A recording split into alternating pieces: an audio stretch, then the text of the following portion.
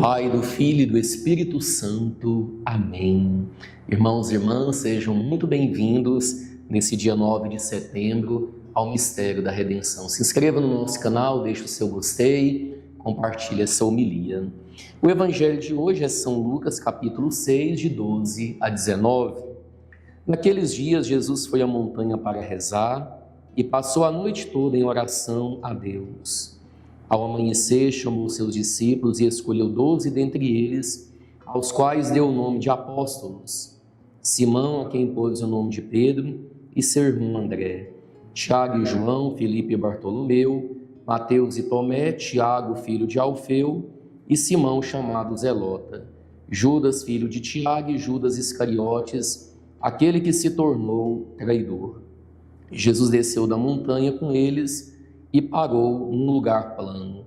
Ali estavam muitos dos seus discípulos e grande multidão de gente de toda a Judéia e de Jerusalém, do litoral de Tiro e Sidônia. Vieram para ouvir Jesus e serem curados de suas doenças. E aqueles que estavam atormentados por espíritos maus também foram curados. A multidão toda procurava tocar em Jesus, porque uma força saía dele e curava a todos. Palavra da salvação, glória a vós, Senhor.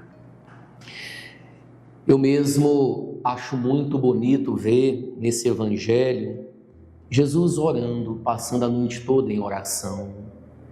Nós precisamos também orar, nós precisamos nos colocar na presença de Deus, nós precisamos estar na presença amorosa do Senhor e também passar tempos e tempos em oração. É tão bonito a gente ver pessoas que fazem vigílias, passam a noite em adoração. Quando nós fazemos, por exemplo, o cerco de Jericó, nós passamos a noite em oração. Agora, esse fenômeno que é a quaresma de São Miguel, quantas pessoas acordando 4 horas da manhã, orando, adorando, estando na presença de Deus. Por que nós fazemos isso? Porque Jesus nos ensinou a orar quando Ele passou a noite toda em oração a Deus. Nós também precisamos orar, nós também precisamos adorar, nós também precisamos matar essa fome, essa sede, esse desejo que nós temos de Deus na nossa alma. E é o que Jesus também nos ensina a fazer aqui nesse evangelho.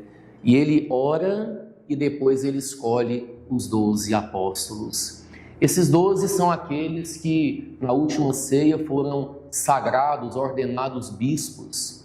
São os 12 primeiros bispos da nossa igreja. Judas depois ele trai e é substituído então por Matias. 12 apóstolos lembram as tribos de Israel. Depois, no livro do Apocalipse, diz que a Jerusalém Celeste ela é fundada também sob o alicerce dos 12 apóstolos. E esse chamado ele é muito importante porque a gente vê que os bispos, os 12 primeiros episcopos, liderados por São Pedro, são aqueles que darão continuidade à missão de Jesus e, através das mãos deles, que ordenarão outros bispos que irão sucedê-los. É uma certeza para nós da continuidade apostólica dentro da igreja. É verdade que não basta apenas uma pessoa se dar o nome de apóstolo. Não basta uma pessoa dizer que ela é apóstolo. O apóstolo, no sentido episcopal, ele precisa ser sagrado, ordenado dentro da igreja católica. É dentro desta linhagem, desta sucessão, é que nós temos os verdadeiros sucessores dos apóstolos. Hoje, o Papa e o Colégio dos Bispos. Então, quem está caminhando com o bispo está com a igreja, já dizia São Cipriano lá no início da nossa igreja. Por isso nós devemos viver essa unidade sempre com o bispo, com o colégio episcopal e também com o Santo Padre, o Papa. Isso que quis Jesus. Por que nós temos 12 apóstolos na igreja? Porque Jesus quis. porque Ele instituiu, porque Ele criou os apóstolos, porque Ele nos deu esses apóstolos e nós devemos viver unidos na igreja, unidos aos apóstolos que são os bispos católicos, legitimamente ordenados na igreja católica, e eles são aqueles que guardam o depósito da fé. O depósito da fé são todos os ensinamentos que Jesus ele nos deixou, que o Espírito Santo nos revelou aos bispos, para que assim nós pudéssemos crer e viver a nossa fé e um dia, se Deus quiser, podermos chegar no reino dos céus. Que Deus nos dê a graça da unidade apostólica, unidos aos apóstolos, que nós caminhemos como igreja, sempre vivendo aquilo que é o querer de Deus para nós. E eu convido você, tire tempo para oração. Como Jesus passava noites inteiras em oração, que nós também possamos orar e adorar o nosso Pai.